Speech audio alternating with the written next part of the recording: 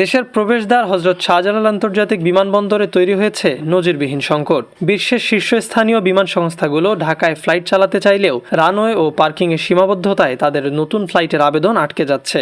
একদিকে বাড়ছে যাত্রীর চাপ, অন্যদিকে অব্যবহৃত অবস্থায় পড়ে আছে প্রায় 22,000 কোটি টাকার মেগা প্রকল্প থার্ড টার্মিনাল। প্রশ্ন উঠছে, কেন এয়ারলাইন্সকে ঢাকায় নামার সুযোগ দেওয়া হচ্ছে না, আর কেনই বা দীর্ঘ প্রতীক্ষার পরও থার্ড টার্মিনাল চালু হচ্ছে না? শাহজালালের বর্তমান 2 টার্মিনালের বার্ষিক যাত্রী ধারণ ক্ষমতা 80 লাখ, অথচ গত বছরই এই বিমানবন্দর ব্যবহার করেছেন 1,27 লাখের বেশি যাত্রী। অর্থাৎ সক্ষমতার চেয়ে প্রায় 47 লাখ বেশি যাত্রীকে সেবা দিতে হয়েছে বিমানবন্দরটিকে, যা প্রায় 60% অতিরিক্ত চাপ। এই বাড়তি চাপের প্রভাব এখন স্পষ্ট।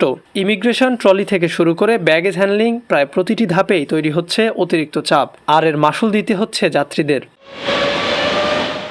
তার উপর একটি মাত্র রানওয়ে দিয়ে প্রতিদিন গড়ে 300টির মতো কমার্শিয়াল, কার্গো ও সামরিক ফ্লাইট পরিচালিত হচ্ছে। এর বাইরে রয়েছে প্রায় 40টি হেলিকপ্টার চলাচল। এই পরিস্থিতিতে ঢাকায় সরাসরি ফ্লাইট চালানোর আগ্রহ দেখানো British Airways, Air Canada, Air France, Swiss, Wizz Air, Royal Air Maroc সহ অন্তত 12টি আন্তর্জাতিক এয়ারলাইন্সকে অনুমোদন দিতে পারছে না বাংলাদেশ।